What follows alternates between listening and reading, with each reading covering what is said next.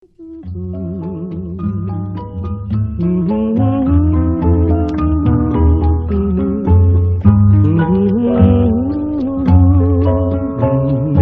Tosti was born Edmundo Martinez Tostado on March 27, 1923 in the Barrio Segundo area of El Paso, Texas. Mundo, as his family affectionately called him, was the result of the union of a young unwed mother and a father who was in the army stationed nearby.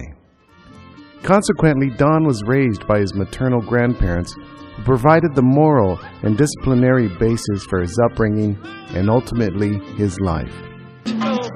My father and my mother went out for dinner. He used to be a soldier in Fort Bliss, El Paso, Texas. And my mother was a 15, 16-year-old girl. And they went out for dinner one night, and here I am.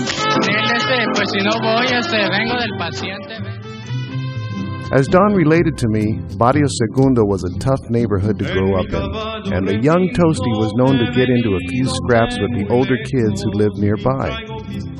In order to keep the young Edmundo out of trouble and to keep him from falling into the wrong crowd, his family decided that music lessons, specifically lessons on the violin, would be the answer. The elder Tostado was a strict disciplinarian, and Don, at the age of 7 years old, began taking lessons and was made to practice 2 hours a day, 7 days a week. Even though he disliked it at first, his family's perseverance and Don's, unknown at the time, natural ability would pay dividends in the years to come. At the age of 7, Don was the youngest member of the Ayoy school band in El Paso, Texas. His strict practicing schedule enabled him to excel on his instrument, and within 2 years he began playing with the El Paso Symphony Orchestra. At 10 years of age, Don started playing the clarinet and eventually became proficient on 7 musical instruments.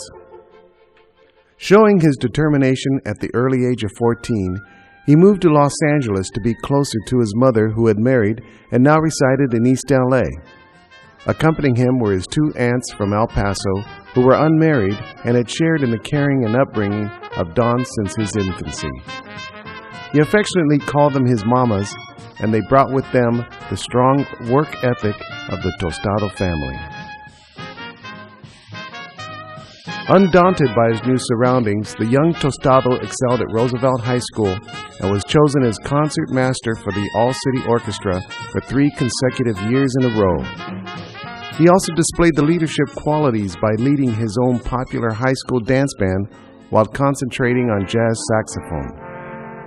At the same time, a friend suggested he change his name to a less ethnic-sounding version. So utilizing the name Don, which in the Spanish language refers to a person of nobility, and Tosti, an Italian composer whom Don admired, his new name was born. During a military draft examination, a spot was detected on Don's lung, which forced him to switch from playing saxophone to the acoustic bass. This twist of fate enabled him to perform with some of the greatest big band leaders of the wartime and post-wartime era.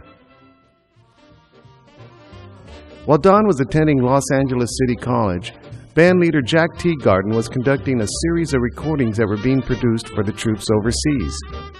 A bass player had failed to show up for a scheduled recording session, and Teagarden's manager began inquiring about a replacement. In short order, Don's name immediately came up, and he was summoned to finish the session. The young and talented Tosti had made such an impression on Teagarden during the recording session that evening when Don arrived home from school, his aunts, or tias, informed him that Teagarden's manager had called and had offered him a job. His aunts kindly but firmly reminded him that he was going to be an accountant, and he still had 2 more years of college left. Teagarden's manager persisted, and when he raised the weekly pay to $250, Don and his aunts knew he couldn't say no. That first job with Teagarden started Don on the road to his professional career as a jazz bassist, later playing with the orchestras of Bobby Sherwood, Charlie Barnett, Les Brown, and Jimmy Dorsey, who was also the best man at his wedding to his first wife, Bertha Tostado. The post-war years found Don still touring with the big bands. On one particular trip to San Francisco with Les Brown, Don became determined to find his birth father, Don Ramon Martinez. He knew he lived in the Bay Area with his new family, so he went through the local phone book and called every Martinez until he found his father. The reunion was a joyous one for father and son, and Don felt his father would be impressed by the big-name band leaders he had been working with. Don Ramon was quick to admonish him for not creating his own music, and especially for not playing the music of his Latino roots.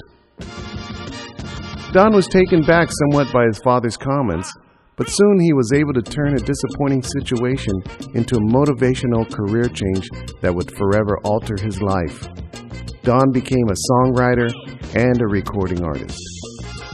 Jumping into writing with his typical fervor and focus, Don committed his whole self to composing and arranging with the realization that only with the recording career would he be able to make his mark in the music business.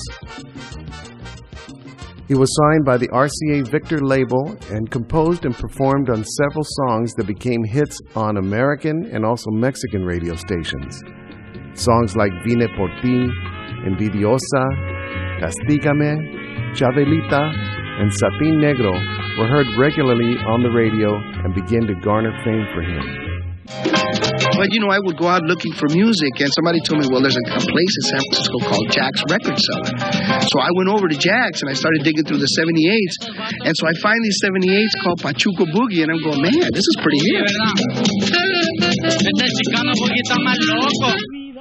Don and his band had been honing a hybrid mix of rhythm and blues-influenced music, with lyrics sung in a Spanish gypsy slang spoken in his hometown of El Paso called Galo. Don, along with bandmates Eddie Cano on piano and vocalist percussionist Raul Diaz, brought the fusion together in a tune called Pachuco Boogie. The minute the record hit the airwaves, it created a sensation with the young hipster crowds that frequented the nightclubs. An independent recording on the Taxco recording label, it became the first million-selling record for a Mexican-American recording artist. My label, Arhuli Records, have been reissuing a lot of vernacular traditions over the years, but I was especially interested in Mexican-American music because nobody else had been doing any re-releasing of earlier historic material. When Chuy got in touch with me saying, this Pachuco stuff has been sort of overlooked, and I said, yes, it sure has. And we thought this was the time to do it. We're talking about, the evolution of generations. So the first generation is really, has the la madre, the raíz, the roots from Mexico. And then from there, people began to glean different influences. Swing was very popular, and people began to hear these things. They were the popular dance rhythms, and as a result they began to assimilate those. And people like Don Tosti were very important because they began to find these fusions, and for them it wasn't copying. It really was this very organic mesh of creating these sounds as a form of expression. Soon Don and company decided to capitalize on the craze he and his good friend songwriter, entertainer Lalo Guerrero had started by releasing an onslaught of hip Chicano music. Soon followed were Huiza Huacha, Huayno Boogie, El Tirili, Los Blues, Mambo del Pachuco, and Chicano Boogie. In 1985, a copy of Pachuco Boogie became part of the Americana collection at the Smithsonian Institute in Washington, D.C. In 1950, he scored a hit with Burlepe and became the first Mexican-American band to receive top billing at the Palladium in Hollywood. Don had another hit with Negro Corazon in 1952 and was pleased to have two of the biggest stars of the time, Jack Smith and Danny Kaye, record his composition Coca Roca. From 1951 through 1954, Don appeared with his orchestra on his own television show, Momentos Alegres, on KHJ-TV in Los Angeles, and also appeared on Ryan Gold's Fandango Saturday nights on KNX-TV, Channel 2 at CBS Studios in Hollywood. The early 1960s found Don in Hawaii, appearing in nightclubs like the Shell Bar at the Hawaiian Village Hotel with his band, and also starring in another television show on local Hawaiian television. Moving back to LA during the mid-60s, Don continued to perform with his band, eventually coming out to Palm Springs to play at the Riviera Hotel and Howard's Manor. It was in Palm Springs that Don met, fell in love, and married his second wife, former starlet and model, Ruth Lila Margolis. He affectionately referred to her as the Redhead. Ruth was Don's partner and instrumental in building his reputation in the Coachella Valley as a foremost talent agency named appropriately Music by Tosti. Appearing in several of the nightclubs and lounges in the Valley in the 60s and the 70s, Don branched out to perform for country clubs and private events, becoming a regular on the society music scene. He still continued to record and compose, but redirected his creative talents to arranging when composers Hoagy Carmichael and Henry Mancini recruited him to ghostwrite for them.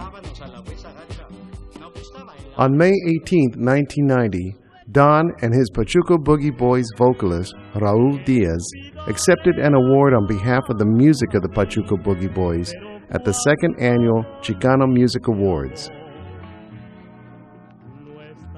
Don was also a revered instructor, teaching piano and guitar, passing on his discipline for practicing to a whole new generation of students. He continued to work and teach even after his devoted wife Ruth passed away of cancer in 1995. On May 4, 1999, Don was awarded a star on the Walk of Stars in Palm Springs for his lifetime achievement in the field of entertainment and his contribution to the world prominence of Palm Springs.